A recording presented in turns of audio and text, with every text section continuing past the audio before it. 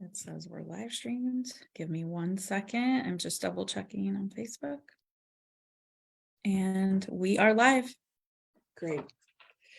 Good evening, everyone. My name is Alice Freed, and I would like to welcome you to the Vacaville People's Forum Travis Unified School District Area 2 Candidate Forum.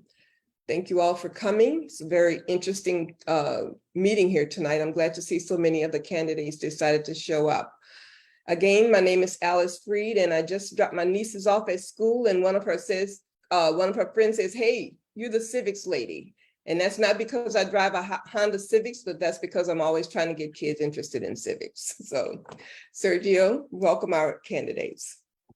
Absolutely. Thank you, Ms. Alice. Hello, everybody. My name is Sergio Maciel. I live in Vacaville, but I'm currently attending UC Davis right now, so I'm not at home at this moment. I am planning on going back once I'm done with my studies. I'd like to introduce everybody to the Vacaville's People Forum. Tonight, we have the Travis Unified School District candidates here with us. All candidates running for the Travis Unified School District School Board Area District 2 were invited to attend and are participating tonight. It is important to note that those eligible to vote in the Travis Unified School District School Board Trustee Area 2, that they will be able to vote for 2 candidates in their area.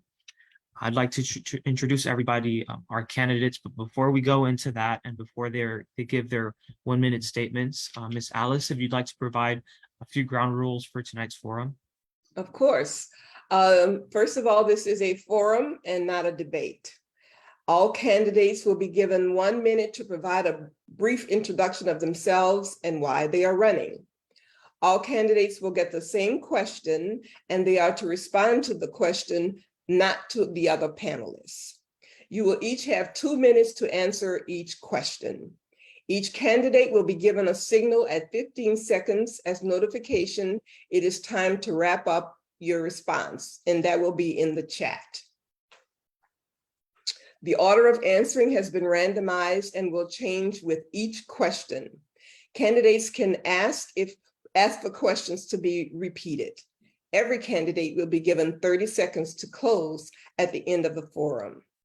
Finally, the Vacaville People's Forum does not make any candidate endorsements. The VPF Forum strive for impartiality, fairness, and to treat each participant with respect and dignity. We merely host a platform to have community members question asked and answered of candidates. Okay, Sergio, let's get this show on the road.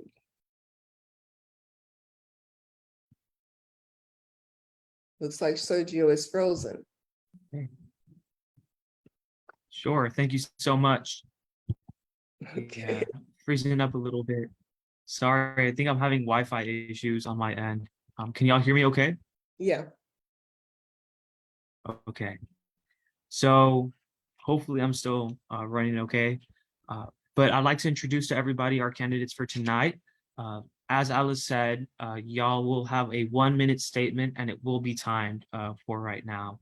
So first up, I would like to introduce to everybody Will Wade. Will, you may unmute yourself now and your 1-minute statement will begin now. Outstanding. I appreciate it. Thanks, Sergio. Yep, my name's Will Wade, for those who I haven't met. I retired from the United States Air Force in 2021 as a colonel and a senior leader at Travis Air Force Base. I had 3 operational assignments here at Travis and love our time in the local area. I'm the father of 2 Vanden graduates and proud father of a sophomore at Vanden as well. Husband of a Vacaville special education teacher and a passionate champion for public education and public schools. I believe strong schools create strong communities. And if elected, I hope to make our schools strong and our community even. Okay, thank you very much, Will Wade. Up next, we have Nicholas Sutton. Hello, my name is Nicholas Sutton, and I'm actually a school construction analyst for the state of California's Office of Public School Construction. And that's pretty much the reason why I am running in this election, is because I believe that our schools have not been modernized and not been, new schools haven't been built in this school district for Travis Unified over the last few years. And I want to go and be that help to go and get that state funding and the federal funding into the school district get those built. Outside of that, I've been a learning instructor for a little bit of time, which is just basically like saying an uncredentialed teacher out at West Contra Costa Unified and Vallejo City Unified. In both those positions, I learned that having lower class sizes really helps in making students learn and giving them the better ability to grasp the knowledge that they're trying to go and get in the classroom. So with that, yeah, I hope that you guys will vote for me in the November election. All right, thank you, Nicholas Sutton. Up next is Maria T. Figueroa. Hi, and thank you. I'm really excited to be here, actually. My name is Maria Figueroa, as you said. For the past 5 years, I've been active in advocating for students, teachers, and parents' rights in the school district. I frequent the school board meetings and speak at them quite often. I've felt like our voices and concerns were being ignored, and I fought hard from the gallery of the school board to bring our issues to the forefront. And I ended up realizing that, you know, sitting on the other side of the gallery as a trustee would probably allow me more of a position to bring parents and communities' influence back to the decision-making process in the school board meetings. Personally, I volunteered in many public service sectors in and around Fairfield. In the school district, I was a parliamentarian on the executive board for Center Elementary School PTA. I sat on school site committees. I've created and currently run a Facebook group for parents for Travis Unified School District. I'm active in the Adopt a Street program, and I put together a lot of events for my community here in Gold Ridge. Thank you. Okay, thank you very, very much. Up next, we have Rita Deanda.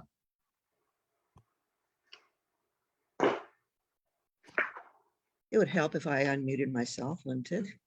My name is Rita Deanda, and I'm running for re-election for the Travis Unified School District because I believe in public education. It's what made our country great. I have 2 kids who graduated from Vanden High School, and I have grandchildren who are currently attending the schools in the district. Because of that, I want to make sure to continue working on making our schools safer and more secure, providing educational and emotional resources for our struggling students, have a fiscally responsible budget that reflects community priorities, expand our career technical education program, improve the meals for our students by using locally sourced fresh food, continue the move to renewable energy and the use of green building materials, hiring staff that reflects the diversity of our student population. And I come to the board meetings prepared. I always research things. I'm a great believer in learning. It never ends. And I think I have the energy to continue helping our students. Thank you. Thank you, Deanda. Up next, we have Matthew Bedell. Hi, good evening, everyone. My name is Matthew Badu. Quick background, 10 years U.S. Army, 25 years law enforcement, and last 4 years director of athletics at Vanden High School. I sat down and wrote out a real formal 1 minute for this opening, and I tore it up, threw it away, and I made some notes because I want you to hear straight from me. Why am I running? Because I care. I care for the students, parents, teachers, support staff, and our community. I want to be part of giving every student and staff member the tools they need for success. I want everyone to have a say moving forward on this journey. On my watch, no student will be left behind. We as a community are way, way too good to have such a long list of deficiencies. I want to be part of making that list disappear. Thank you. Thank you very much, Matthew Badu. All right, so those are all of our candidates here with us tonight. Let's get started with this forum. I'd like to introduce everybody, Alicia Minyen. She's going to be speaking on the topic of school finances. Alicia, if you would like, you have the opportunity to give a 30-second introduction. And when you're done with that, you may share your question with the people here with us tonight. Great, thank you. Can everybody hear me okay? Mhm. Okay, great. Hi, my name's Alicia Minion. And I've lived in Vacaville for over 5 years, and I live in Southtown. And in Southtown, that particular area of town is a feeder pattern to the Travis Unified School District. And so over the years, the school budget has seemed to be very fluid. There's periods of time where the budget was such that our school district ended up as qualified certification on the state website, meaning that the school may not be able to pay its obligations over a 3-year period. I believe that's what it means. And then we had COVID, which brought in additional federal funding. That federal funding was very helpful to TUSD in many ways. But what happened during this time period is teachers have left the district for one reason or another. So my question is for the candidates is really not necessarily, I had to revise the question because my question originally was dated. I took a question based on data from a June meeting. So, but really what was the core of that question is sometimes the budget is such that we have to make, or the board sometimes has to make decisions that may be inconsistent with improving teacher retention in terms of their compensation. And so here is my question. And okay, by the way, before I ask the question, who am I starting with? Who's the first person I ask the question to? Is You it just said- everyone and then somebody else picks who answers first? Sure. So you're going to read your question, and once you do, I'm going to call on the candidates. We have a randomized order so I Okay. have it on my sheet right here. We're going to start with Nicholas Sutton, and we're going to continue with the rest of the candidates that are listed in this specific order. Okay, great. Okay. So school budgets are sometimes unpredictable in that cash flow may vary throughout the year. Over the last couple of years, schools have relied upon additional funding from the state and federal government. And despite this additional revenue, teachers are leaving TUSD and I don't know if it's an all-time record pace, but it is excessive. What steps would you take to improve teacher retention and ensure that they continue to be paid a competitive wage in a way that is also within budget? All right. Thank you very much, Alicia, for that question. Sure. We will first start off with Nicholas Sutton. You now have the mic and may give your response to your question. Yes, I know that over the past how many years, I used to be actually a student in Travis Unified, believe it or not. I graduated proud from Vanden High School in 2017. And I know that even when I was in school, teacher retention was a problem. Making sure that we actually want to have teachers coming back to our district, wanting to go and teach. And yeah, they're not paid a fair salary. I will go and give them that. And we need to do something about that. So what I have is a proposal to everybody that if we can go and get this new construction built that I'm proposing, as I'm the school construction analyst, the new construction built and the modernizations happening, we'll save a lot of money by having state grants come in. And that state grant money that we save can then go into a bond initiative that goes out to the voters, and then the voters will be able to go and vote on that to allow for us to raise the teacher wages. And it's kind of a little different of a methodology than what most people would probably hear, but that's somewhere that we can actually go about this without having to worry about a budget or anything like that. We can go to the voters themselves and say, hey, we saved how much money on the construction side of things with all these state grants. State actually pays about 60%, believe it or not, of what would have been 100% on to the local taxpayers. We can go and save all that money, ask for a little bit from the taxpayers, and as a result, get really good quality teachers coming into our school district, because we'll have pay that's equal, if not even maybe a little bit better than what some of the surrounding school districts have in and around our area. And we'll be able to go and, again, like I said, get quality teachers in and recruit them for our new schools, as well as get the current teachers that are on our salary budget and increasing their wages. Thank you. Okay, thank you very much, Mr. Nicholas Sutton. Up next, we have Maria T. Figueroa. Hello again. So my thoughts and my opinions on teacher shortages. TUSD used to be one of the prime districts where teachers wanted to come, classified staff and educators wanted to come teach at Travis Unified because it was the place to teach. The teachers were treated well, they were paid well, it was a great environment to work in.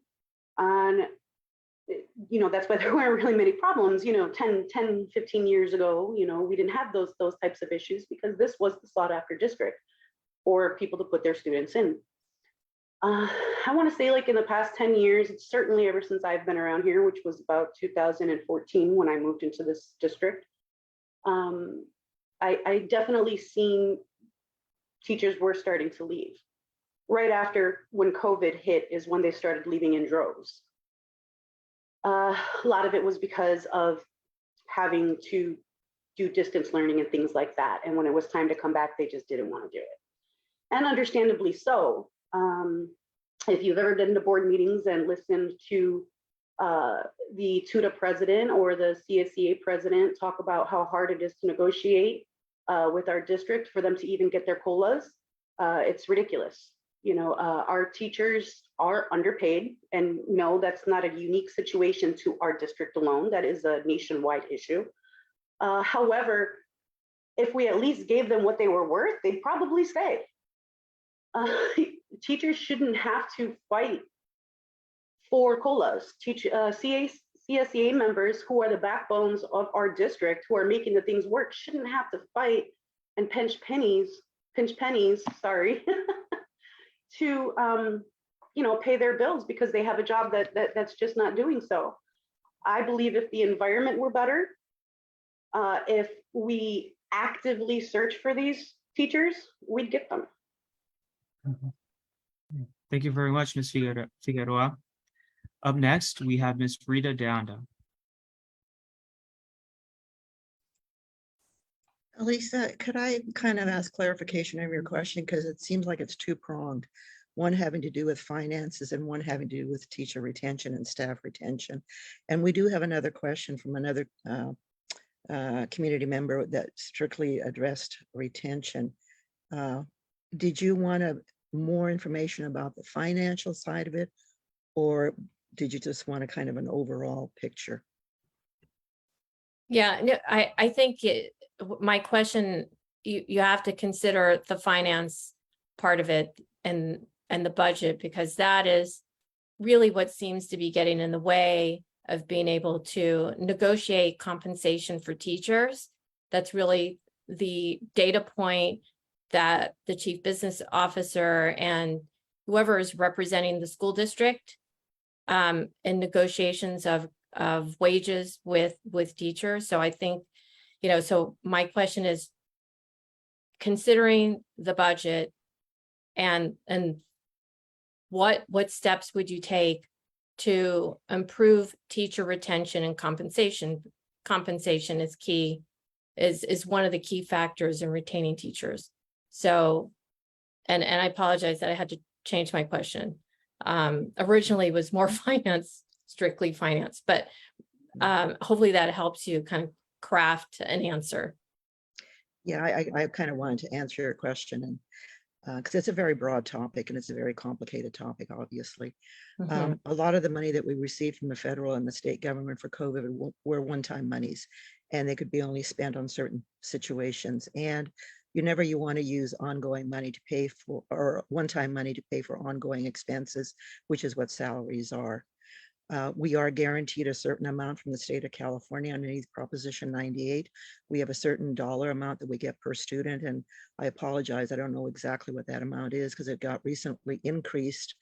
There was an original COLA in the state budget, and then the governor came through in July and put in another additional amount for our base amount. It's either like $12,000 to $13,000 per student is what we get.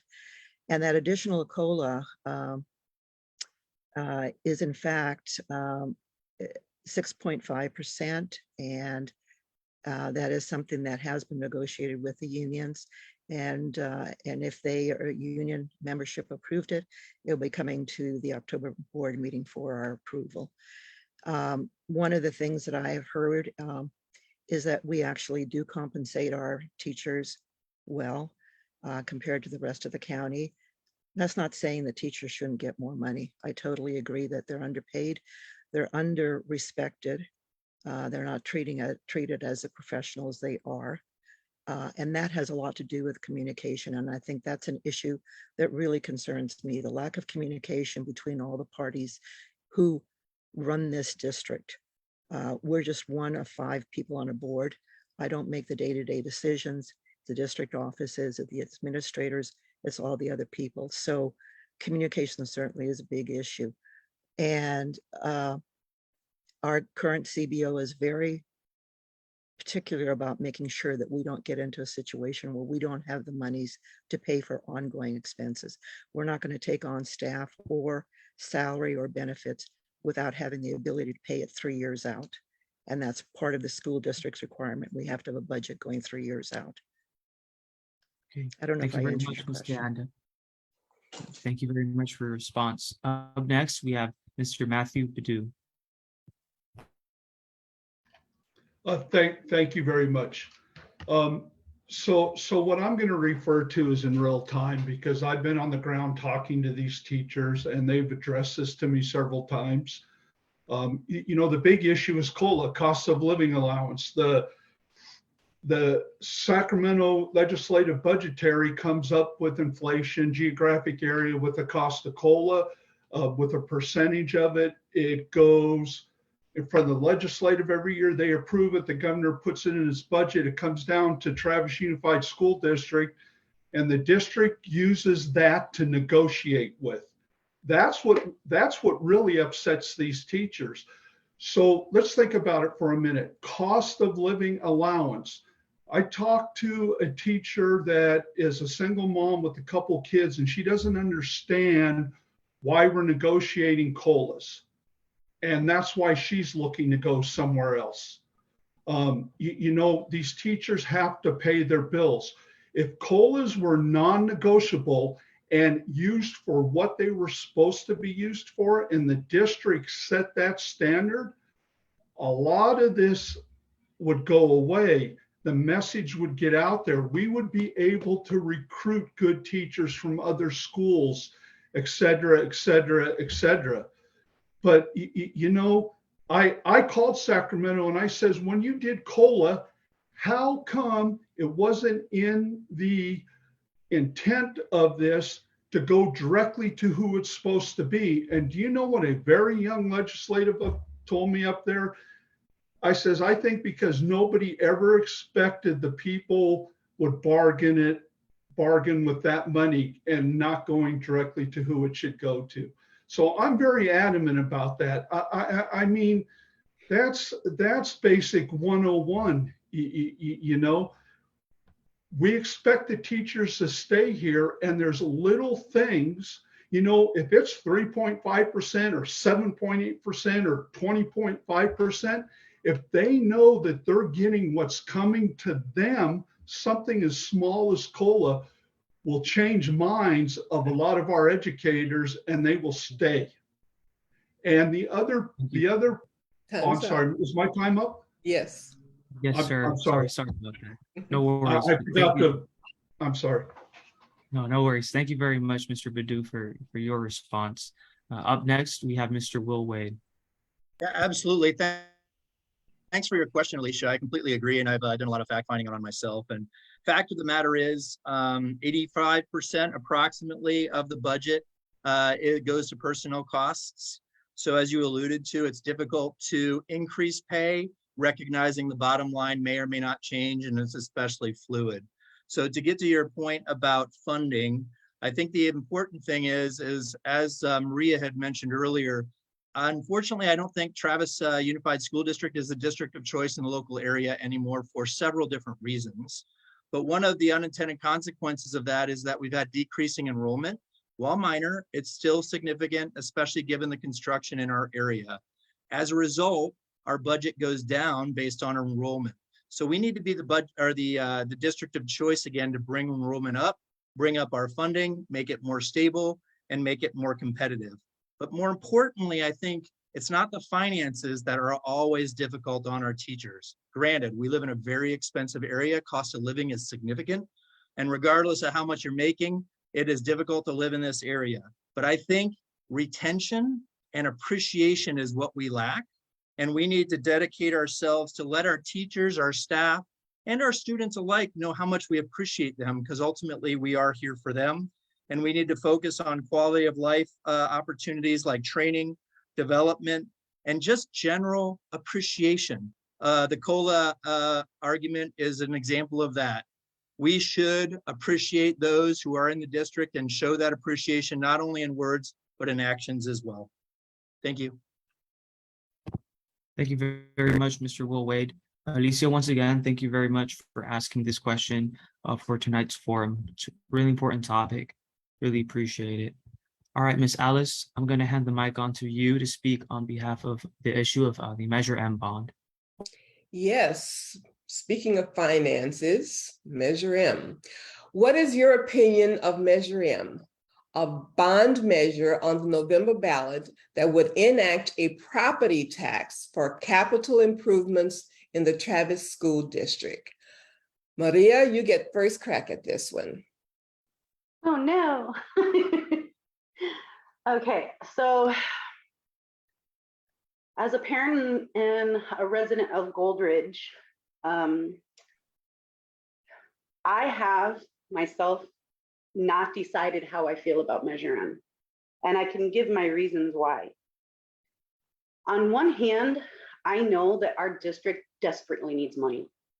You know, we have aging facilities, which is the biggest thing of all.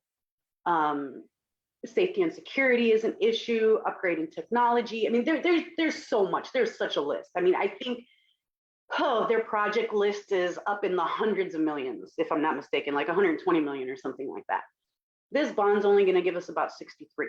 So it's not even a drop in the bucket as far as, you know, helping us with our wish list of what we want to do with our district to improve it.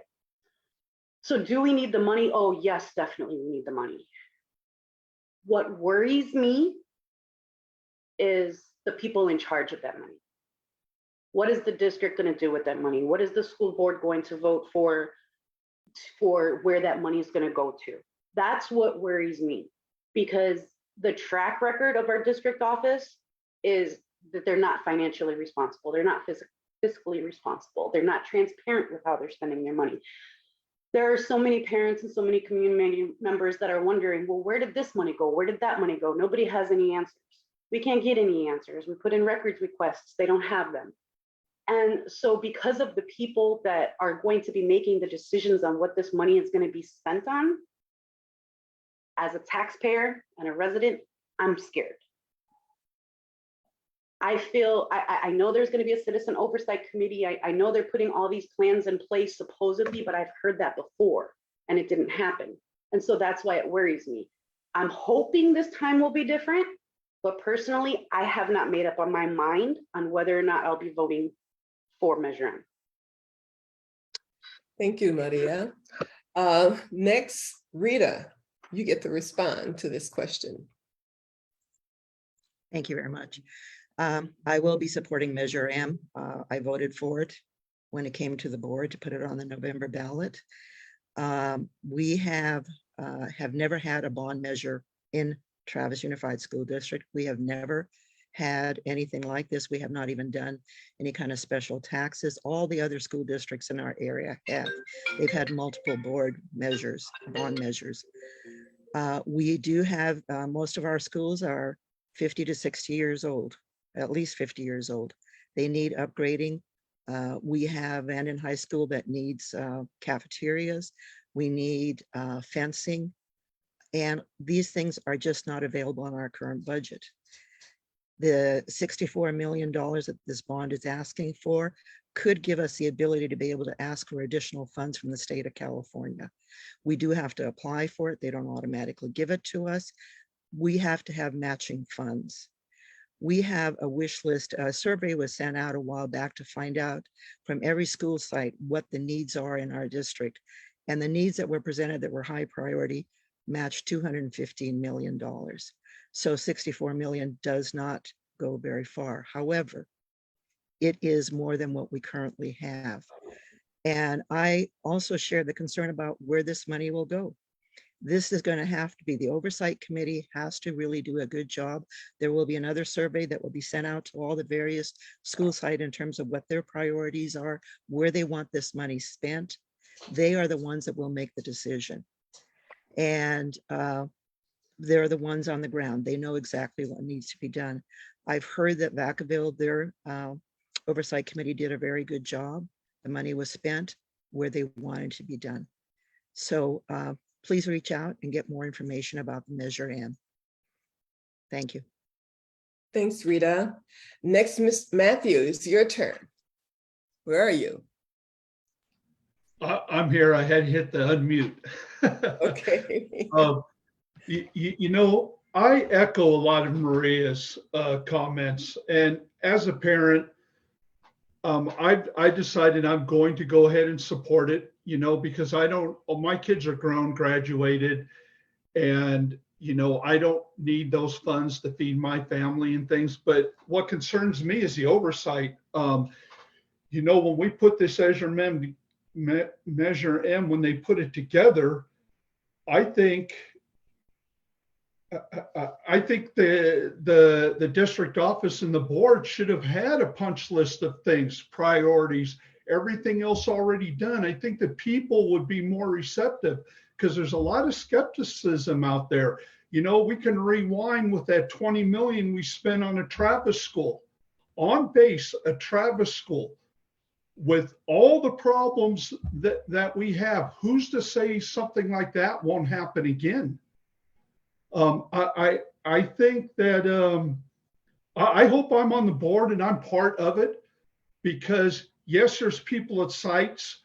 Yes, there's employees that come and they get moved around and stuff, but a community group is probably the best, but it needs to be a strong, diverse community group, and they need to be listened to, and there needs to be some ground rules so things are done and prioritized so the right things are done. Believe me, I know of all the deficient facilities and things. I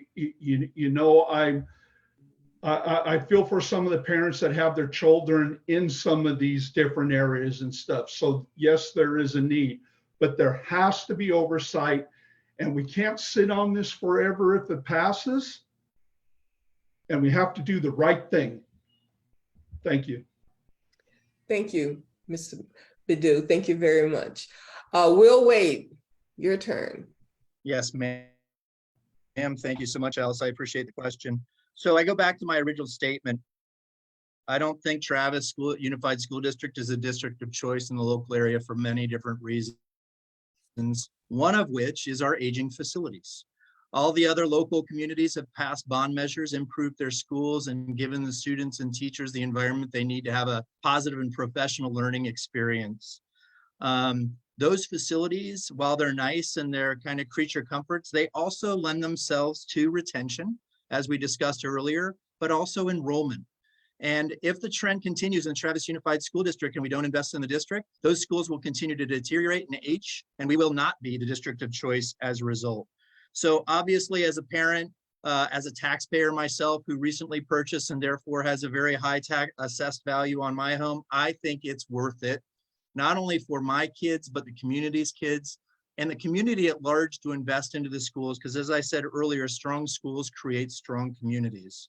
Now, for those folks, because I've done a lot of walking in the neighborhoods and talked this issue as well, there's many folks who don't have kids in the district and they honestly don't care, nor do they want to fund a property tax increase for Measure M, when in reality, studies show that every dollar invested in the schools, return on investment is $1.50 in property value.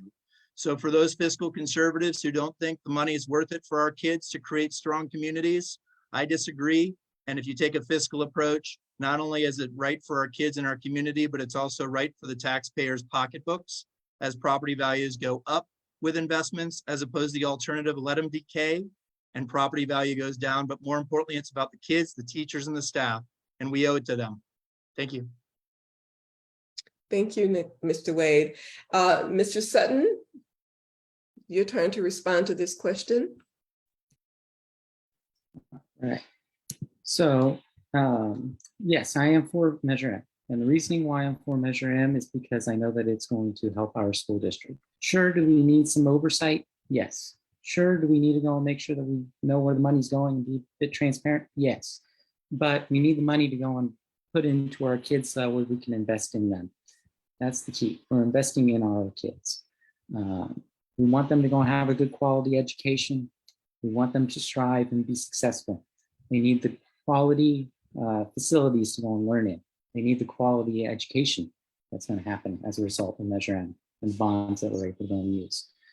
Yes, and I agree with Ms. Deonda. This Measure M will not go and do everything, but it will go and help us go and get some state money. And I know that for a fact because I work for the office that goes and gives out the state money. So we will go and be able to go and get a whole bunch of state money as a result of passing this and not passing this. We'll be able to go and get a whole bunch of state money. It's just waiting there for us to go and pass and go and get into the school districts so that they can use it effectively. And again, the key word is effectively. We want to make sure that they are being watched over. We want to make sure that things are happening that should be happening. Schools are being built. When you have the state watching you, they're watching you. They're going to make sure that it's done.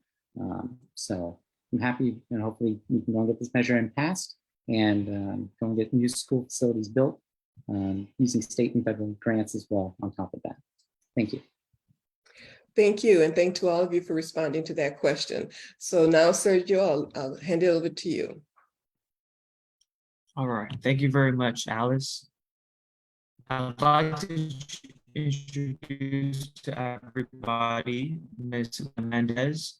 She's going to ask a question on the topic of diversity, equity, and inclusion. Ms. Lena Mendez, you now have the floor. Please feel free to introduce yourself, and once you are done, you may ask your question to the candidates here tonight. Ms. Lena Mendez, you are on mute. Thank you. So, hello everyone. I'm Dr. Lena Mendez. I'm a parent of a child at Bandon.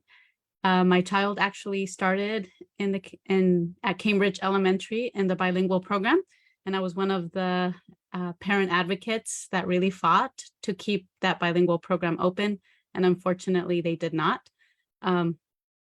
So we were very fortunate that Vacaville Unified took all of our kids to help their bilingualism, and now she's back at Travis. So that's a little bit of background of myself. I'm really happy to be here to learn what all of you have to say, and I just want to thank you all for being here. So my question is, given the racial incidents that have happened in recent years and the need for the district to create an equity statement, what do you think your responsibility as a school board member should be to ensure that diversity, equity, and inclusion issues are addressed? Thank you very much, Dr. Mendez. Rita Deonda, you are first to answer this question. Lena, I'm not sure if you're aware of the fact that there is an equity action team that was created about 1.5 years ago. It meets at the district level. There is a board member who's in attendance or community members. There are parents and staff on there. And they actually developed an equity statement that was presented to the board this past year, I believe at our March or April meeting, and we voted on it.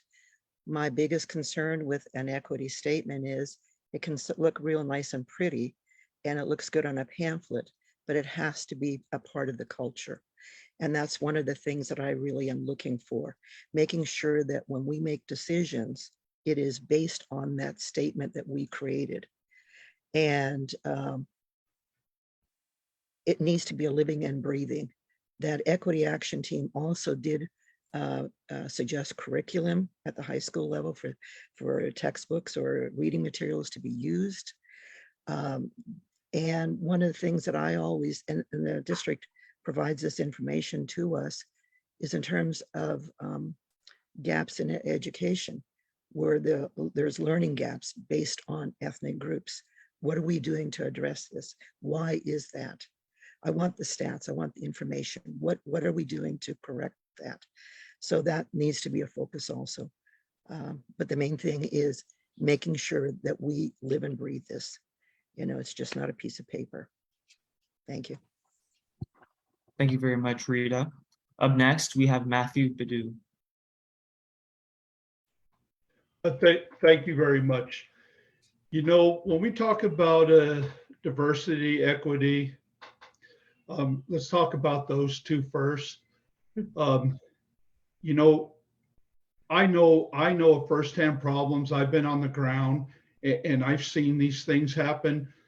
And I think we need more professionals there, trained.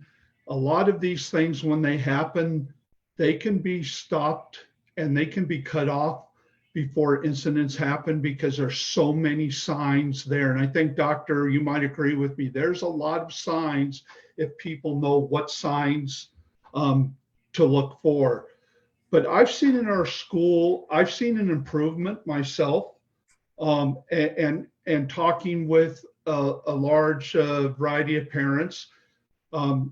There's still problems, but they seem to feel that the attention at the school level and the site levels been given to this, you know. And then you talk about inclusion and you talk about the special education students integrating with the regular general ed students, and that balance. You know, they learn a lot, both, and we have programs in place like a Golden West and Van, and like the co-teaching model for academic subjects, you know, where we have a general ed teacher and a special education teacher, both doing the same classes and integrating, and it goes more than just if you're a special ed student and or if you're not, if you're of this race, if you're of that race, and more integration and more talking about it, and bringing it to light, I think helps. But I think we need more educated people on the ground that can see these things start to happen and diffuse them. And when you diffuse them, these kids learn, and there's a good chance that scenario won't happen again. Thank you, Matthew. Up next, we have Mr. Will Wade. All right, outstanding. I appreciate it. Thank you, Lena, for your question. You know, as a military member, my children were in 8 school districts from first grade to graduation. We have seen a lot of different school districts. We've seen a lot of different communities. And to be honest, Travis is by far the most diverse that we've ever been a member of. And some people speak as if that's a negative thing. And I would argue exact opposite. I think that is a tremendous strength that we need to embrace. We need to encourage. And we also need to understand and recognize that that diversity gives us an opportunity to build empathy, you know, understanding, respect for each other and with each other, because ultimately the schools are a microcosm of our community. And we're seeing the same divides in our society, and we're a better place for us to have those tough conversations to build empathy and understanding than within our schools, whether facilitated or, more importantly, just at the individual level. Because I feel like we as a society, based on COVID, have become more insular and more individual, when in reality, we need to reach out across and we need to talk to each other and we need to understand each other better. And we just need to practice basic empathy. And if we can teach those in the schools, we're going to create a stronger community as a result. Thank you very much, Will. Up next, we have Mr. Nicholas Sutton. Yes, hi, I want to go and direct the question that was at hand. So in terms of what we as school board members need to do to ensure diversity, equity, and inclusion, we need to do more as school board members. We need to have conversations taking place within our own board meetings, within the school sites themselves, make sure that we're addressing what is going on. When we have racial incidences happening on our campuses like they have been in recent years, we need to go and make sure that they understand that that's not okay. Students need to go and have this as a learning aspect. That's what we are a school. We go and teach them. So we need to go and make sure that they are having that understanding of this is not a proper way to go and behave.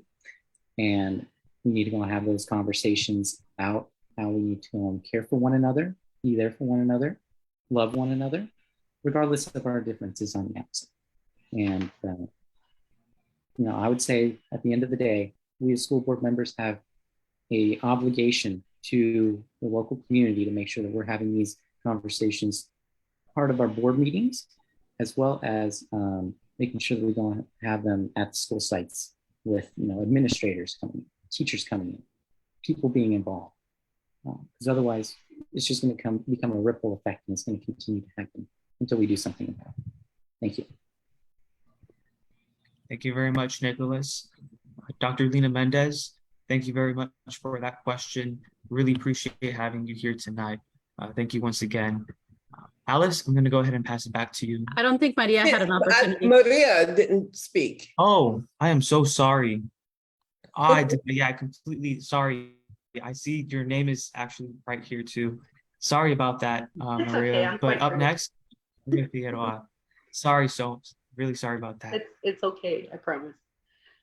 Equity and diversity.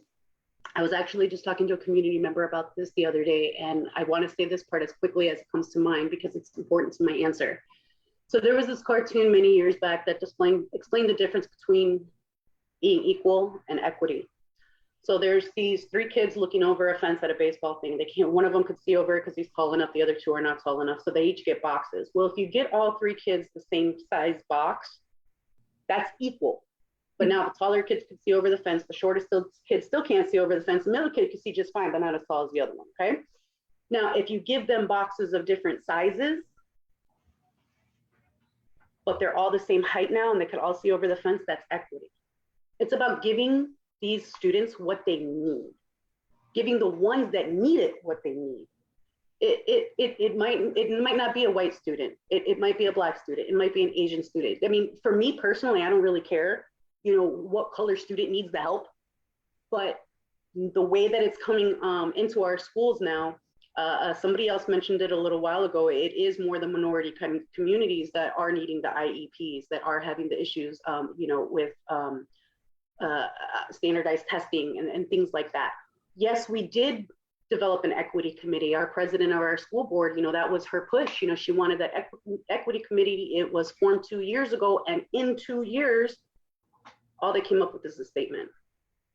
They've been to our school board meeting once this year to bring that equity statement that they worked the past 2 years on making. I don't need words on a paper. I need action. I need to know what you're doing in my schools to help my students have that equal playing ground. That's what equity, the difference between equity and being equal means to me in the school setting. So as a school board member, that's what I want to push for. I want to see the action, not the piece of paper that says something nice and pretty. Thank you very much, I apologize once again for skipping over you. But Dr. Lena Mendez, I'd like to thank you once again for that very important question regarding EDI at Travis Unified School District. Alice, I'll go ahead and pass it back to you. Okay. Our next questioner is Tina Davidson, and she's going to give us a question on student mental health. Tina, Give your 30-second intro, let us know who you are, and then ask your question. Hi, my name is Tina Davison. I have a son that attends Foxborough Elementary. I also have 2 adult stepchildren for about 30 years now, and have been working at Sutter for the past 20 years. My question for the candidates are, how do you plan on supporting kids who are suffering from depression, anxiety, and/or other mental issues? What types of resources will you provide to assist teachers in identifying these issues with students? And what resources will you provide the students and their families? Thank you for that question. And the first person to answer that will be Matthew Bidu. Thank you very much.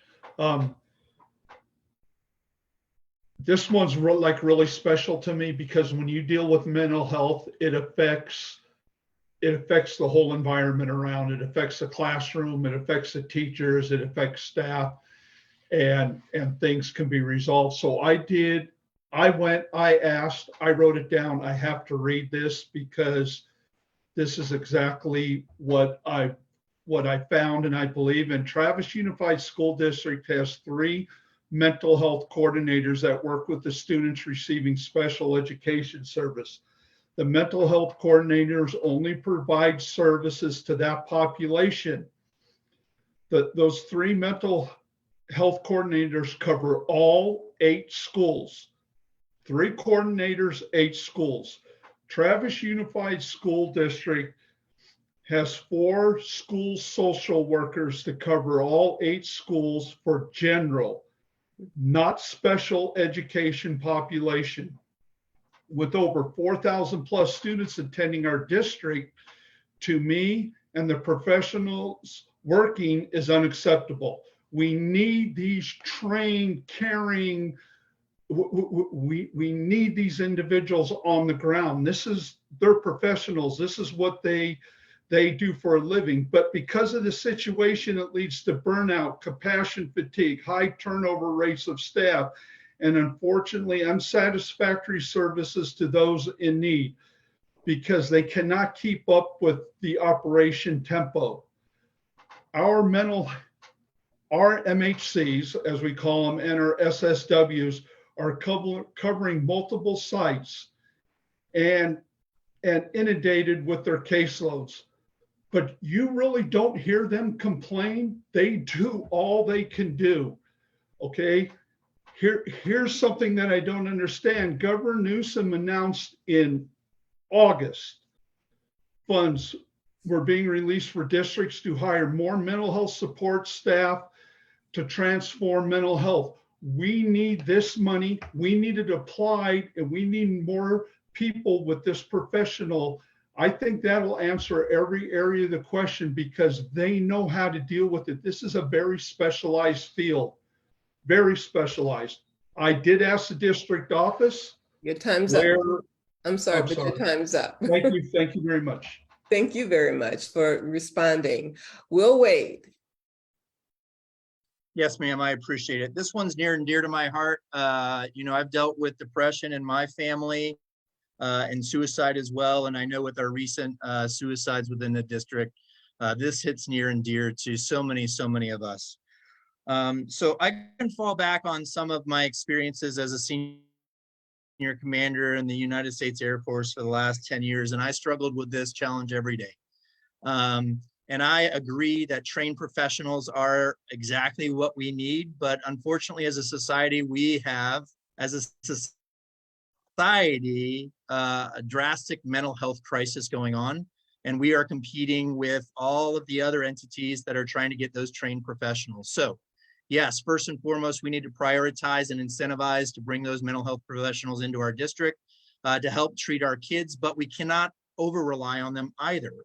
And much like my earlier response based on the COVID environment, I think we as a board, we as a school, we as a community need to encourage folks to talk to each other, to build those social bonds, because honestly, it's really important to have those social connections because first and foremost, those social connections help you work through some of the mental health problems. But if you're still struggling with it, those friends, those social connections are often the first ones to know that somebody's struggling and can be there for that individual and not provide trained care, but more importantly, enabled to physically take those members that are at risk to the trained professional and never leave their side. And you can only do that through, again, empathy, through compassion, through caring. And we need to teach not only our teachers, we need to teach our students what those life skills are, because not only will it help save a life within our district, but it'll give them life skills that they'll be able to use for the rest of their lives. And again, make our community stronger at large. So we need to take a holistic approach at it and not just any single one policy or hiring action. Thank you. Thank you. Next to respond to this question is Mr. Sutton, Mr. Nicholas Sutton. Hello, thank you, Tina, for this question. Like everybody else has said so far, this comes near and dear to my heart. I've actually lost some of my fellow friends who I went to school with. I've been in high school when I was there in the most recent years due to situations just like these. So what I would be doing is actually saying that we need to go and get not only more professional help in, say, like psychologists, counseling, those types of resources, but we also need to go and make sure that our teachers are trained and able to go and identify, signs.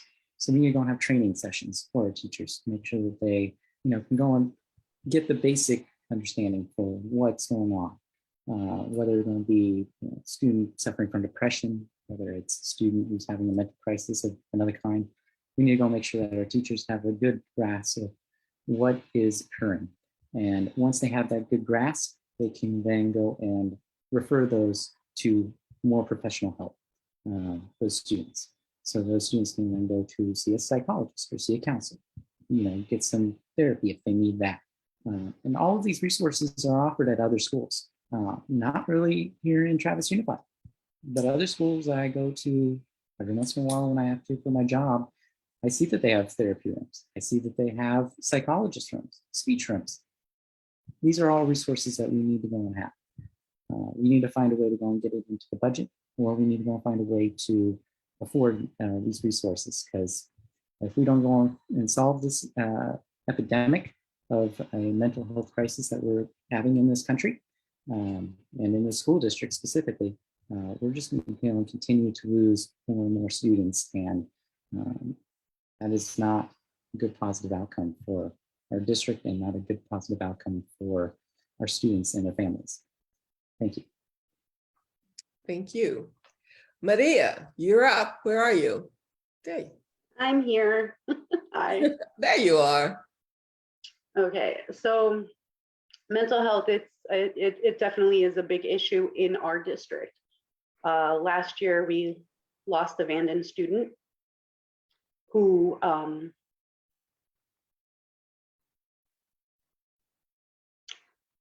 sorry. He was a friend of my family and very amazing young man. In February of this year, our district office gave Vanden students a mental health survey. It was supposedly for LCAP. I don't know if I believe that or not, but they were given a mental health survey in which our superintendent divulged to me during a meeting for a different reason that of those surveys that were given out, many of the students had suicidal ideations and felt they had nowhere to turn. That information never went out to parents until it was late April or May. It was the April board meeting or the May board meeting that information actually went out to the parents. I was really disappointed in our district offices because I felt like they sat on information that would have been pertinent to parents, at least to say, hey, parents, we took this survey, our kids aren't doing good. Let's talk to them. And maybe if that would have happened sooner, we wouldn't have lost Joven. It didn't, however. Currently, there is one counselor at Golden West. The counselor just started a week ago. So for the first month of school, 2 months now, I don't even know what month it is right now, I'm sorry. The Golden West students didn't have anyone to turn to, anyone to talk to, and half of them still don't because there's only one counselor there. Completely overwhelmed. Completely overwhelmed. Anytime there's an issue there, they don't even have anybody to call. The way that they do things in the school, when somebody does have an issue or there are suicidal ideations, they call and they give the students a questionnaire, a pen and paper questionnaire, and the students fill it out. And if they answer all the questions correctly, have a good day, go back to your class. Anybody could judge those. Oh, I'm sorry, Maria. Oh, but I'm sorry. That's okay. Your time is up and I'm so sorry. That's okay. Well, Sorry. thank you very much for the question and for the response, actually. And Rita, it's your turn. Thank you very much. Like everyone else, mental health is a huge issue in this country. We pushed it aside too often. And I think we finally starting to realize that it is something that affects all of us. And it is not something to be embarrassed about, but rather to be addressed. I can only speak to things that I know about that we have done at Travis. I totally agree. We need more social workers, psychiatrists, people who are trained. However, we do have an ability for reporting to the Solano County Office of Education if someone has ideas about harming themselves, credible ideas about harming themselves. We referred 152 students to the Solano County Office of Education. They have monies available for that. We also, one of the things, we have a lot of military students. We have a third of our students are military students, and they face issues that are really kind of unique to them. Deployment of their parents, moving a lot. And we have liaisons at both at Bandon and at Golden West now that can help these students kind of navigate where to go. Unfortunately, sometimes this word doesn't get out to parents. People don't know about it. And that's where I come back to my whole issue with the district is a lot of communication that doesn't seem to happen. People aren't made aware of what's available. We also have student-sponsored programs like WEB at Golden West, where they take new incoming students and kind of mentor them. They do the same thing at Bandon. This is to kind of help people kind of adjust to the new situation. They're coming in and they don't know exactly what's going on. They may not have friends. We have to rely on each other. We have to support each other. We have to be able to talk and say to a friend, doesn't look like you're doing really well. Let's see what we can do for you. Teachers do get training in identifying. I hate to keep putting more stuff on teachers. They do so much already, but they're part of the front line. They really know when a child is not doing well and either talk to the parent or someone in the school. Thank you. Thank you, Rita. And thank you, Ms. Davison, Ms. Tina Davison, for that very, very pertinent question. It's very important. So where's Sergio? Are you back, Sergio? I sure am. I'm right here. Okay. Yep. Thank you very much, Alice. Once again, Ms. Tina Davidson, thank you very much. Really important question. I know it's a sensitive topic, but I appreciate you coming out and asking that question. On the topic of, student safety, I'd like to welcome to everybody Ms. Erica Edwards. She's going to be speaking on behalf of the topic of school safety and security. Ms. Edwards, you now have the floor. Please feel free to introduce yourself to everybody here tonight. Once you are done, you may ask your question. Thank you. All right. Well, thank you for having me. My name is Erica Edwards. My pronouns are she, her, and hers. I am a mom of 3 kids in the district. I have a recent Bandon graduate. I also have a son in 5th grade and a daughter in 2nd at Foxborough. I attended Travis schools myself and graduated from Bandon quite long ago. I am a patient's rights advocate for people who have a mental illness and reside in state hospitals in California. And I am also a board member for 2 organizations in Vacaville that support our kids. So I'm really thankful to be here tonight and participate.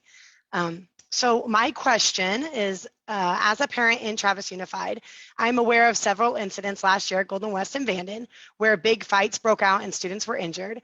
I believe these happened during times when there were a few monitors or yard duties on site. It is also evident that there is a need for more staff in those positions at every school site at Travis, and there is a backlog of live scans for potential employees and a need for things like higher pay to recruit staff. What are your plans to address school security on campuses as it relates to an active shooter or even violence on campus with this limited staff? And how do you plan to address the recruitment and issues with staff and specifically campus monitors? So I know that we've had a couple of questions regarding recruitment or regarding retention of staff. So I'd really like to focus on what your plans are to, as it relates to an active shooter or even violence on campus with this limited staff. Thank you very much, Erica, for that very important question. I'd like to welcome to everybody, Mr. Will Wade. You now have the mic. You're the first one to answer this question. You bet, Erica. Thank you. You know, given everything that's going on in our nation, in our world, obviously, we are susceptible to violence, both from outside the schools and within the schools. While we don't want to make our schools into prisons, we need to make sure that parents who send their children to school can feel like they're going to a safe environment. So you've already alluded to, you know, staff is critically important in that capability, but we also have to acknowledge and understand the general design of most of our schools with open campuses make us really at risk for security type of environment. So if elected, I think we need to do a bottom up type of security review to see where our vulnerabilities are, see what risks that we're taking, whether we know it or not. And really take an open perspective at it, because I think many of our teachers, many of our students and so forth, and many of our staff have been in these schools so long that they have just habitually grown used to the environment. And we need an outside perspective to come in and validate where those risks are. So we as a board and the various different staffs can then try to mitigate those risks within budgetary constraints, but take a prioritized approach to evaluating that risk and try to remedy it, because we owe it to our children, we owe it to the schools, we owe it to the community, that they can send their kids to school without the fear that something bad's going to happen to them, because that doesn't foster a positive learning environment for students or children. Thank you. Thank you, Will, for your response. Up next, we have Mr. Nicholas Sutton. Nicholas, you may now unmute yourself and respond to Ms. Edwards' question. Hello, Ms. Edwards. It's great to finally meet you in person. I think we've had a conversation directly about this on Facebook at one point in time. So my answer to your question is pretty much the same thing as it was back then. We need to go and do something about school security. And in this regard, I'll be going and looking for some private grants. Unfortunately, this is where the state does not go and provide funding. This is where the federal government actually does not provide funding, but there are private funding out there. And that's what I'll be looking for to help assist with the cost factor of how much it will cost to advance our schools. And what I mean by advancing our schools is I mean putting like locks on them, not just this simple lock, but a lock where the door actually locks behind the students. So the student will come in, they'll go and raise their key card, which is their ID card that they have. We give out to every single student. They'll go and have a security measure on it, kind of like how my work card is. They're able to kind of scan their way into the classroom, and then the door locks right behind them. And it's a very secure system where nobody else can go and enter that room unless they have a security card that is able to go and handle that, or is able to go and scan them in. Excuse me. Now, yes, I do know that there are some problems around it. People can go and create a card just like that, or something like that can happen. Really, it depends on which security company we go with. That's going to be where we have to say, okay, we want to go and spend a little bit more money to go with a better security company. Getting these private grants is going to be extremely important in making sure that happens. We need to go and have the funding available to go and afford this, and we also need to go and do it for our students to make sure that they are safe, that they feel safe in a campus setting, that they know that there's help. If they can go and raise questions to a teacher, if they identify something wrong with another student's behavior, maybe it's off for that day, and go and raise some questions to them. So that way we can all make sure that we investigate each and every situation that might involve a school security breach, whether it be a school shooter, whether it be fight breaking out on campus, whatever it may be. We need to make sure that we have the proper security in place. Thank you. Thank you, Nicholas, for your response. Up next, we have Ms. Maria Figueroa. to respond to Ms. Edwards' question. Hi. So, school safety and security has been a big issue of mine and something that I have actually went before the school board and spoke on many times in the past 4 years. Most recently was the time that you are actually speaking about, Ms. Edwards, of the breakout that happened at Golden West last year, which my daughter was actually there and basically watched the whole thing from her math classroom door. The one thing that I really, really dislike, and the reason why I get so upset about this issue, is because there's so much more that could be done that they just throw to the wayside and think that it's not a big deal. I feel like our district has this idea that, you know, it can't happen to us or we're safe enough, and that's not true. Putting fences around our schools, no, it's not the end all be all. It doesn't mean that, okay, our students are safe, there's a fence now. No, that's not what it means. I understand that, but at least we're making it a little bit harder for people to attack our kids. I mean, it was just earlier this week that there was a school shooting in Oakland. How close does it have to get for our district office and our school board members to realize that it can happen to us? There's no reason why we can't put fences around our school. One of the arguments back to me was it's going to make our schools look like a prison. I'm sorry, I'd rather have my kid alive than worry about whether, you know, the fence makes them feel like they're in prison. Sweetie, you're alive, go learn. That's your job. So, you know, fences around the school, that's definitely one thing. Proper security cameras, proper doors that actually close and lock. The doors on Golden West over on Dobie Lane, anybody could walk into those school doors on that side of the street. They're left open during the day. If you call them and ask them, they'll tell you they're not, but they are, because I've opened them myself. Anybody can walk around that campus. It's happened many, many times. Parents have put videos on Facebook of how they've walked around the campuses. It's ridiculous. We definitely have to do more to step up our security around our elementary schools and our middle school for sure. Thank you very much, Ms. Maria Figueroa. Up next, we have Ms. Rita De Anda. Ms. Rita De Anda, you now have the mic. Thank you. And Erica, it's so sad that this is something we have to worry about, but unfortunately, that's the life we live in right now. And I have been approached by a lot of community members about fencing, and in particular at Cambridge and Foxborough. We were supposed to have fencing put in at the beginning of this school year. It did not happen. And the reason it didn't happen is we have to install portables, and there is a piece missing for the portables that connects the portables to the central office, having to do with alarms and security systems and things like that. That is supposed to come in. I've been told, the vendor has told us it will be here during school break, and we should have those portables in place by January. Then we will have fencing put in. If we put in the fencing before the portables, and obviously we have to take the fencing down to get the portables in. So I just wanted to put that out. And also I asked about Golden West. I mean, it's a very open campus and it's wonderful. I don't want to see a prison for my children. I don't want them going through checkpoints. However, the fencing is very costly. It's a huge campus, and Measure M would provide that money to be able to do that fencing. There's also in the works to try to get more cameras, put up security cameras around the schools to try to alert the people in the office so they can quickly respond to situations, you know, like fights and things like that. If they don't know about it, they can't respond. They have to know about them.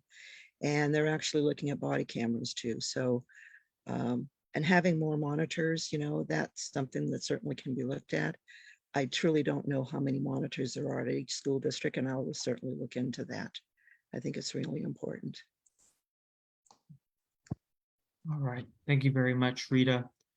And finally, we have Mr. Matthew Padu.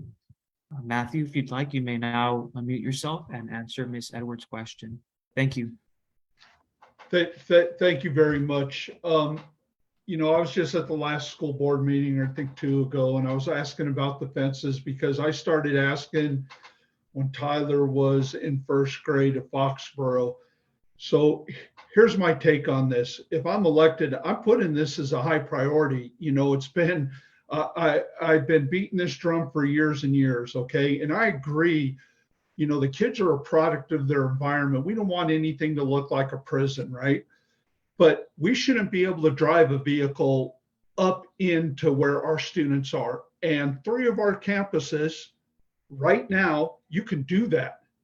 How crazy is that? Why is, you know, I get the feeling, and I'm sorry if I'm getting a little excited about this, but when you talk about security and safety, every parent has a reasonable expectation that when their child goes to school, they're going to be safe. Our exterior, interior, those schools, the basic stuff. So I'm not talking about $1 million, this or that. There's so many basic things that can be done tomorrow, next week. Now, when you talk about campus monitors, you know, I used to be a campus monitor before I was athletic director. I know every ins and out of that job, and there's not enough campus monitors. I think our district needs to make a left-hand turn and go down the road. Since they're a PERS agency, there's so many retired law enforcements in this community that are on PERS retirement that can only work so many hours that would work part-time if they wanted to do an annuity positions, you know, because eyes on the ground are the best things.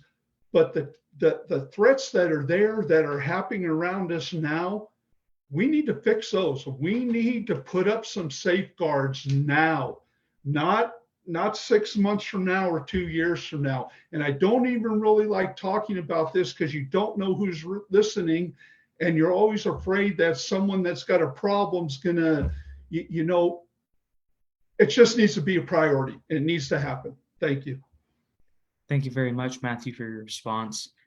Erica, thank you once again for asking this question on behalf of the topic of school safety and security.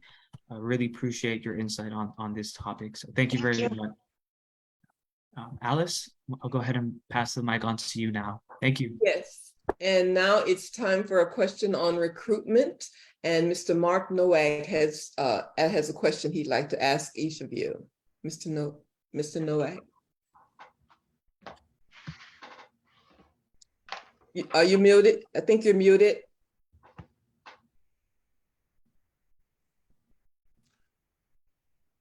Sorry. Thank you, Alice. And I want to thank all of the candidates for running. I know that this is really a volunteer position. It takes countless number of hours. With that said, attracting and retaining teachers is going to be the greatest challenge for Travis Unified School District in the future. Presently, the district has 1.1 million for art and music, and they have not been able to recruit any teachers for the positions. What would you do as a school board member to help the district recruit and retain teachers in the future? Thank you for your question. And the first person to answer that question is Mr. Nicholas Sutton. Mr. Sutton, please. Hello, thank you, Mr. Nowak, for the question. So in terms of more music and art teachers, yes, we need more done in our schools. We need, I remember days back when I was in elementary school, we had music teachers where we were able to go and learn about music, or we were able to learn about art. And then that went away. It went away. It was pretty much like day and night. They said, you no longer have any money to go and afford these teachers, and therefore we don't have a music program. Therefore we don't have arts. We need to bring that back. That was for the good old days where, sitting there as an elementary schooler myself, I was like, waiting to go, have some time outside of English and math, just to go and experience music, experience art. So we need to bring our teachers back. We need to find a way to go and put it into either budget, or find a way to go, like I said earlier when we were talking about finance, go and get a bond initiative on the ballot for parents and other people in the community to go and vote on, to go and give our teachers a little bit of a raise. Again, we're going to save all this money with the school construction aspect. I think that that's something that I can hopefully go and get some support from within the community, because we need to go and really focus on our teachers, making sure that they get an adequate pay. We cannot be continuing to have great teachers. Like I know that you mentioned at the last board meeting, we had Michaela Brecky Hill. We had a few of the other teachers as well. I think the Spong one. They're no longer with us. And we need to really look back going forward, and say that we need to go and do something about this. We need to go and make sure that we don't have any more teachers leaving, that we have teachers wanting to come here, and that we strive for a good future, especially if we're going to build new schools and that we need quality teachers in the classroom. Thank you. Thank you, Mr. Sutton. Maria. Mark, may I just ask, are you specifically saying how to retain music and art teachers, or are you saying all teachers in general? No, and I'm sorry, I kind of threw Nicholas a curve there. As you know, counselors are in demand. We're lower. We don't have PE teachers. Right. We don't have art teachers for Golden West. We're lacking English teachers this year. We're lacking tons of teachers. And yeah, so that's the dynamics of the situation. So the 1.1 million that you're referring to for the arts and music, so you're specifically talking about arts and music teachers? No. So what I'm saying is, even though art music is there and there's plenty of money for it, we can't hire them, even if there is an almost unlimited amount of money for them. So how are we going to attract people in the future? I just wanted to make sure I understood your question, that you weren't just specifically talking about art and music, because I have two different answers depending upon what you were asking. Okay, thank you. So I'm talking. Gotcha. So just in general, hiring more teachers, one of the main things is start looking in many different places. During one of the last board meetings, they were talking about they've been looking, but it's only in 3 different places that they've been looking. And one of the places is actually on Aries, which I didn't understand why you'd be looking on Aries for teachers. But anyway, you need to broaden, they need to broaden where they're looking for these teachers. Are you only going to colleges? Are you only going to LinkedIn? I mean, where are you looking for them at? So that's one of the first things we need to do is, we need to broaden our search. Secondly, we need to let these teachers know, we need to make the environment that they're going to be working in somewhere where they want to work. We actually talked about that a little bit earlier. We need to let them know they're being valued. We need to let them know they're being appreciated. We need to let them know that, hey, this is a place where you're going to be cared about. You're not going to be overworked. That's funny, isn't it? But that is really just the gist of it. Nobody wants to work in a place that's not a good working environment. You make this place a place where that people want to work, they'll come. One of the reasons why the counselor at Golden West left was because she was here for 3 days and she said, this is too much for me. And she literally left after not even a week. Got to make it an inviting environment. Thank you, Maria, for your response. Rita, it's your turn to respond to this question. Hi, Mark. Thanks for the question. It always kind of baffled me why people didn't want to get into teaching, because I think it's a very honorable profession and it's critical. You're teaching our youth, our future citizens. One of the areas that I've always felt like, why do we just go to 3 areas? We go to the local colleges, we go to UC Davis, Sonoma, and SAC maybe. Why don't we branch out? Why don't we go across the country and go to other places? So I brought that question too, to Vince Reese and to Pam. The other thing that I've also wondered about is we have a lot of military people that come here and their spouses may be credentialed in other states. What are we doing to try to help them become teachers here? I know that they have to be credentials in the state of California, and apparently we do help them out. If we found a person who is a military spouse who could actually teach, they'll try to help them as much as possible to get the credentialing they need, the training they need. And I thought that was really critical, because that's a big issue. We're losing a lot of brain power that way. The other thing I was wondering about was too, and I've raised this question, how about going out to the professional areas? 2 places where you've got engineers, doctors, whatever. Maybe somebody wants to make a career change. How can we help those people see if maybe teaching is something they actually want to do?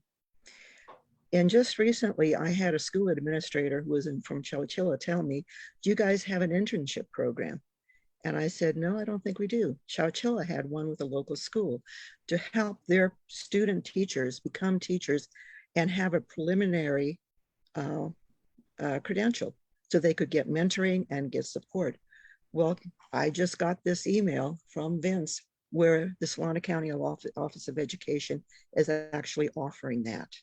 And for 2 years, you're going to be in this internship program. They're going to start February 23rd. So if anybody's interested in becoming a teacher, look into this. But yes, I agree. We need to look outside the box. And I constantly bring up ideas that I have. They may not be very good ideas, but you know, I voice them anyways. Thanks for your time. Thank you, Rita. Mr. Bidu, your turn. Thank you very much. Hey, so here's my feeling on this, and I kind of said it at a mic a couple meetings ago. As far as the music and the art teachers, we need to get out from behind the desk, and we need to get out there, and we need to get 1 or 2 maybe human resources people, and we need to get a 1 or 2 man or woman recruitment team. We need to get out there and we need to find these teachers. With COVID, after COVID and stuff, there's programs where teachers, the college students, you know, we to advertise it up online and put it on Indeed and all that's fine, but it's like sitting on a pier waiting for a fish to bite. We've got to get out there and we've got to be super proactive, because these courses are so important for these kids in the elementary schools. Just you know, I don't know, and I hate to bring back to my son, they had music, art, and the garden. You know, that's a perfect combination with his educational classes for success. And as long as we're sitting back and we're waiting for these positions to be filled, these 2nd, 3rd, 4th, 5th graders, they're losing, because they don't get to rewind when we find them, because they're moving forward. What would I do to help recruit the teachers? I tell the board, look, tell human resources and them, let's get these teachers' contracts done, signed before spring. So when we start before we start the next school year, when all those job fairs are out there, it's attractive and we can bring teachers to our school. You know, if all the contracts are in limbo, nobody wants to give us a look. We've got to do the things on the backside so we can make these things happen. Thank you. I'm sorry I went over. Thank you. Next, Will Wade, will you respond to give us your thoughts on recruitment? You bet. Thanks for the question, Mark. I kind of hit on it already. And I think obviously pay and quality of life are key factors in it. So I'm not going to double down on that based on my 2 minutes. But what I will say is also important, as discussed. We got a lot of talent pool in the local area in the form of not just military spouses, but community at large. And having a wife who's gone through the accession process within the district 3 times now, based on our various different moves within the Travis Unified School District alone, we've got some room for improvement. If you didn't know, Travis Community Consortium has a statewide legislation that's been passed for reciprocity for licensing. Unfortunately, that did not include teachers certification. And if elected, I'd like to work with the Travis Community Consortium to roll in possibly teacher credentials into that reciprocity concept to allow out-of-state teachers with proper vetting to teach within our district. But I'd also like to say initiative, I think, is grow our own. And if we can't encourage our own to stay, i.e. our students who graduate from our schools to come back and work in our district, we need to look in the mirror and understand why. And we should develop programs not only where we encourage them to want to come back to our schools, but give them the life skills that they need to come back. And that includes internships, partnerships, training, and opportunities. Delve into their desired career field with the hopes that A, we've encouraged them to come back, we've given them the life skills to come back, and we grow our own talent, and we're able to replenish from within. And if we're able to do that, I guarantee you we're going to be able to hire for outside as well, because people are going to see that this is the district of choice and they're going to want to work in our district. And that's what we should strive for. Thank you. And thank you, Mark, for that very wonderful question. And Sergio, is on you now. Great. Thank you so much, Alice. Right, we're slowly approaching the end of the forum. We've got one more question and then we'll go ahead and move forward with our closing statement. But let's focus on our last question right now. I'd like to introduce to everybody Mr. Dave Amar. He's going to be speaking on the topic of staff shortages and retention efforts.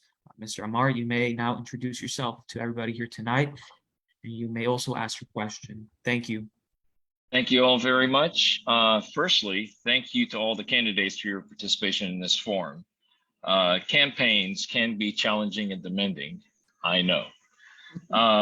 My name is Dave Amar, and Sheila and I have 4 daughters who started in the Travis Unified School District at Cambridge and are now at Vanden students, and we even have a recent graduate.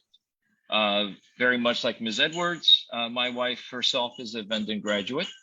Her brother, her sister, our roots run deep in this district. I'm the interloper. As a result, our group of friends, yeah, and I've only been here nearly 20 years. As a result, our group of friends really include longtime teachers, administrators, and the backbone of the district, the classified employees. And over several decades, we have sadly witnessed the toppling of Travis Unified as a district of choice. And as you can see by the questions today, they're all resolving on how do we restore that crown?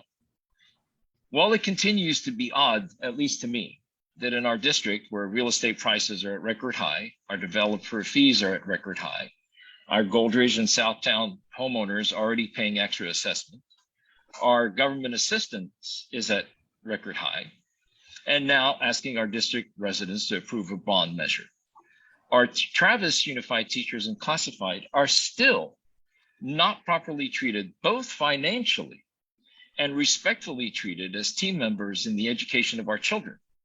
In other words, I restate, how do we once again become a district of choice? So with that in mind, I ask you to please address the following. How do you personally, since you have one, if elected, you will have one employee, and that's the superintendent. How do you personally propose to address on a long-term basis the continuing and persistent staffing shortages in Travis Unified School, both among the teachers and the classified employees? What would you personally direct our superintendent to do specifically? What would you lead your fellow board of trustees to do specifically? So thank you all very much. Good luck to all of you. And thank you so much for running. And thank you very much, Mr. David Amar, for that very important question. First, to answer this question would be Ms. Maria Figueroa. Thank you. And thank you, Mr. Amar, for that question. I think that is one thing that a lot of people forget, is that the superintendent is the school board's employee, one and only employee. It's kind of like a pyramid scheme, right? So as a school board member, if I were to be lucky enough to be a school board member, the first thing I would do is instruct my employee to instruct her employees to do their job. Mainly Vince Ruiz, the head of human resources, it is his job to look for teachers, look for CSEA members, employees for our district. I don't feel that they are doing their best doing that right now. Like what we said earlier, we believe that they need to start thinking outside of the box and broadening their horizon, broadening their search. That's first. Number 2, I forgot the second part of your question, so I'm just going to look at the chat. CSE, what would you personally want our superintendent to do specifically? Oh, and my other board trustee, my other board members, I would hope that the other board members, if I were lucky enough to serve, would understand that we do have voices too. It's not just the superintendent that makes the rules. Everything that goes on in our school district is our responsibility. And our responsibility is to our constituents, not to a superintendent who is our employee. Parents don't know that. Community members don't really know that. So I would instruct them to look that up, to do their research, read about the Brown Act, find out what you're allowed to say, know that you're actually allowed to speak to constituents, to community members without the permission of the superintendent. That's another big one too. Use their voices. Tell the superintendent, tell the president, board president, what it is that we want on agendas, what it is that we want prioritized. I'm sorry, I see 15 seconds. Hiring teachers and other staff members should be one of those priorities. All right, thank you very much, Maria. Up next, we have Miss Rita De Anda to answer Mr. Amar's question. Yeah, this gets to the heart of the issue. What we as board members can do. We are one of 5. I have many conversations with Pam Conklin regarding how the school district is being run, what's being done where. When I hear from people in my community, I have grandkids who go to Travis Unified School District schools, so I do hear a lot. I bring those concerns to her, find out if maybe this is a one-off situation or is this an indication of a wider problem, and what are we doing to address it? Where is it going? So I can go back to my constituents and tell them this is what I found out. The one thing that I feel like we're really kind of falling down on is communication. The communication isn't very clear and effective, and I've had many conversations with our superintendent about that. What do we do that? How do we have positive communication with our bargaining units? There has to be trust there. Otherwise, things just don't work out. You know, there's going to be this constant, and yes, bargaining is can be a contentious situation, but it can be done positively. And we need throughout the year to be able to have avenues of communication between staff, parents, to the administrators in their sites, to the district office, if that's where it needs to be. There has to be one voice also. When the superintendent comes out with a statement, she relies on the site supervisor or administrators to put out the word. That has to be a coherent word. It can't be something different at one school versus another school. It has to be the same. So this is it's a human issue. You know, it's a problem that we all have trying to communicate. You know, I may say one thing and you may hear it a different way, but we have to constantly work on that. That's been my focus, and that's an issue that I feel really needs improvement. I happen to think Travis Unified is a wonderful district, and I want to see it improve and get better. Thank you. Thank you, Rita. Up next is Mr. Matthew Badu. David, you kind of threw a curveball on that question when you put the superintendent in there and things. So let me try to explain. Hopefully I won't be talking in circles here. So if I was to address these issues to the superintendent, first off, I do it at a board meeting, at a public meeting, right in the open, so all my other colleagues sitting on the board can hear what I have to say. I would expect them also to chime in and have a discussion. The conversations and here and there and closed doors and stuff I'm not a fan of. What I think would lead to after that would be is the next meeting would be on the agenda. We'd have some kind of plan and we can take action, because I hate studying things that are simple over and over and over again. But when you talk about staff shortages, just real quickly, and I've said these, let's get these contracts with both of these unions done, so they're done and over with. So when the springtime comes and the job fairs are there, you know, if the contracts are done and they're looking good, we can bring these people in. And you know, we want good people. We just don't want anybody that applies, so on and so forth. We want to get the good teachers back from other schools. We want to get good recruits. But you know, it's like playing a sports game. You've got to do all your prep work so you can get to your end goal. And the way the situation's been before, how are we going to recruit people if the contracts are still up in the air? Nobody's going to want to come because they don't know what the end game is. There's all these unknowns, you know. And then let's talk to the teachers. Let's talk about class sizes. Let's talk to the custodians about how short they are and they're working double shifts. Let's talk to the food service workers. You know, shortages, we talk a lot about teachers because they educate, but the support services are important too.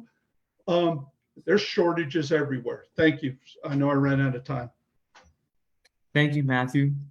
Up next, we have Mr. Will Wade. Mr. Marr, thank you. And I'd like to say congratulations to you and Sheila on your recent grads. I too am in that same boat and super proud of my middle daughter, Abigail, for graduating last year, a year early at that. So the root core of your question, sir, I think you had ahead of time. I did not pay for that, but thank you, Mr. Marr, is trust and communication. I'm a classically trained leader, and I've studied this a lot, but I'll tell you the first thing and the most difficult thing, not only in my personal but professional life, is perfect communication. It just doesn't exist. But if elected, I will promise you, I will do my best to provide clear, concise communication that is first and foremost transparent and with an underlying basis of pure integrity. I call it good, bad, and ugly, and I will promise you that I will communicate as effectively as possible. And as a representative of the voters, that's our course responsibility, but all that we don't give enough attention to, and that is the form of teamwork. None of us can do this alone, and it requires key stakeholder buy-in in order to be an effective board.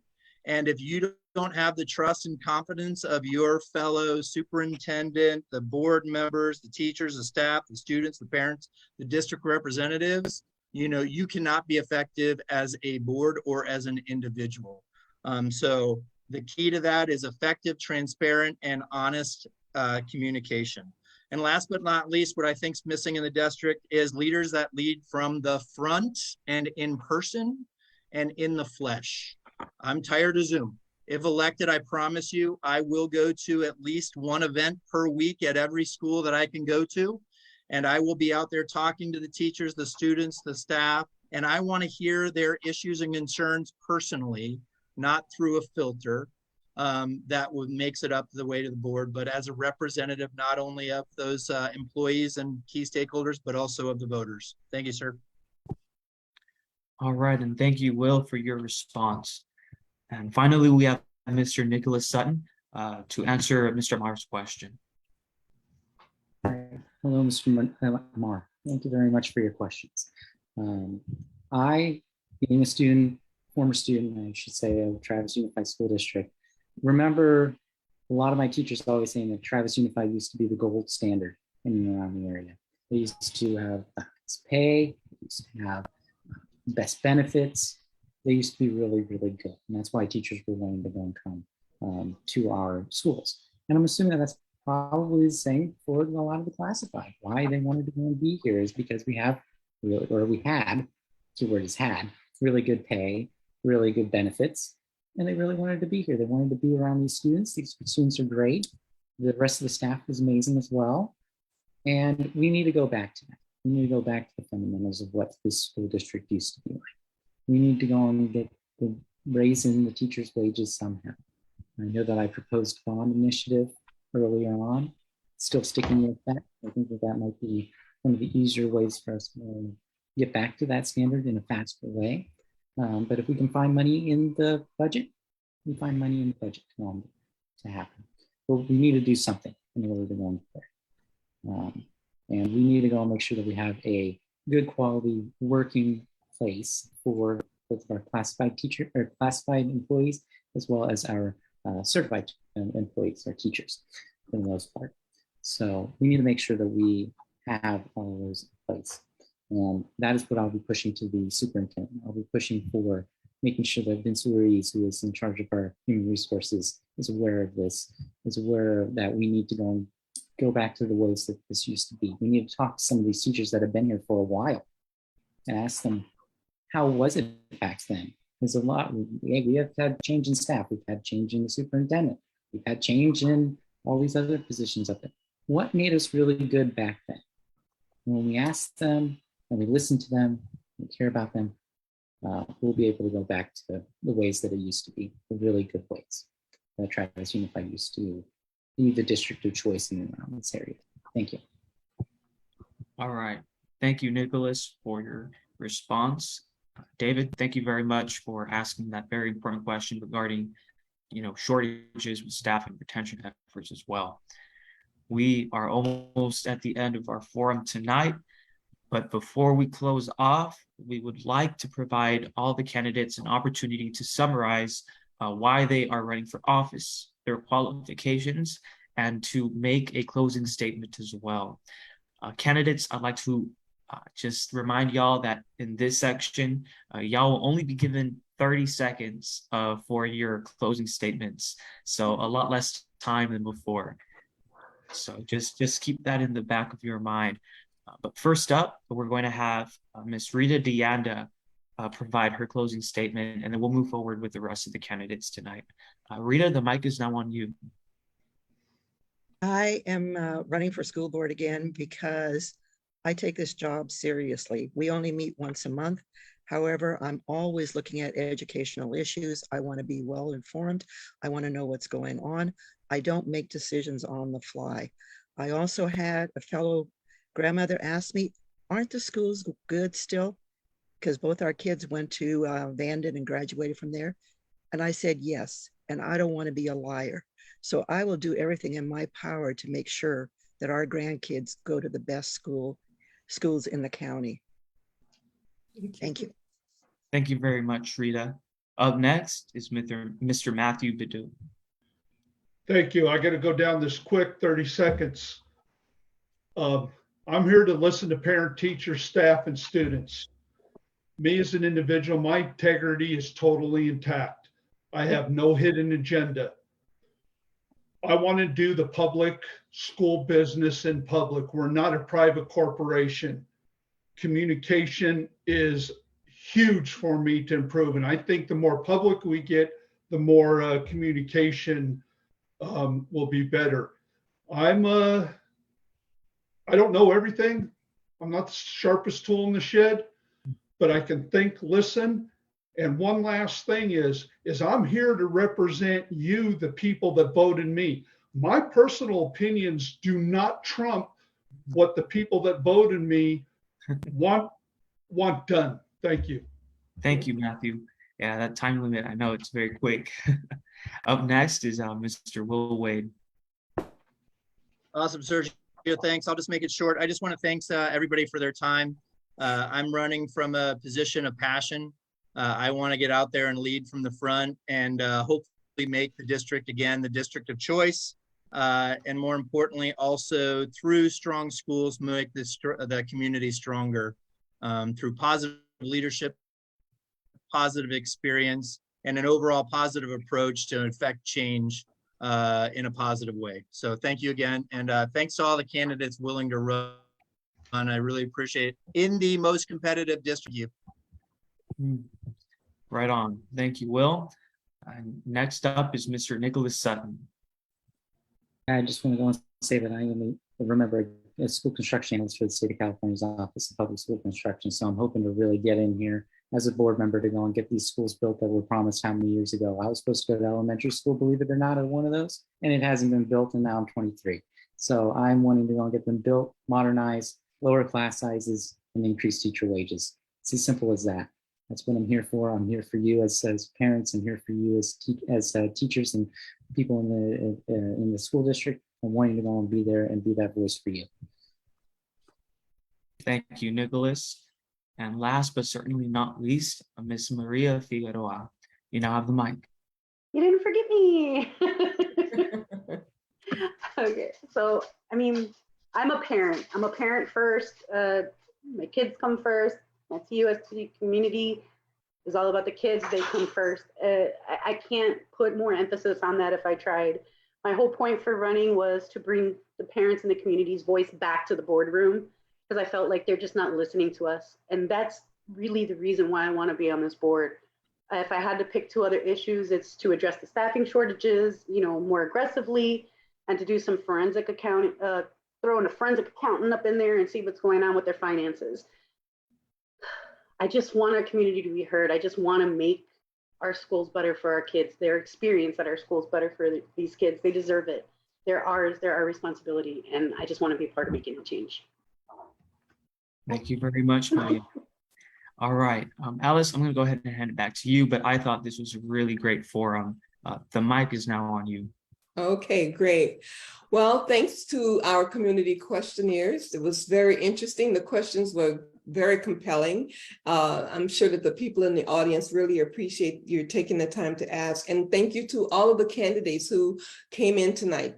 5 for 5. That's absolutely wonderful. Let me just say this, though. There is no civic responsibility greater than selecting dedicated, qualified leaders and teachers for our children. As our schools deteriorate, so does society. So thanks to everybody who came here tonight. This is very, very important. This is a very important event.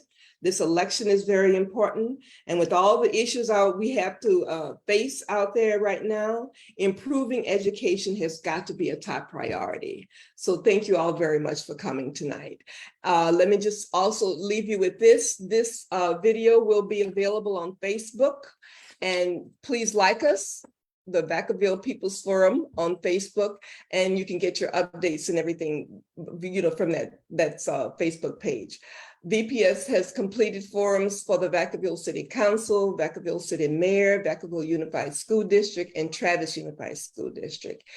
We hope these forums have informed your decision and that you will get out and vote on November 8th. Remember, your vote, your choice. Please make an informed choice. Thank you very much for attending tonight, everybody. Thank you, Alice. Thank you. Have a great night, everybody. Thanks to everyone. Have a great one. Thank you. Bye.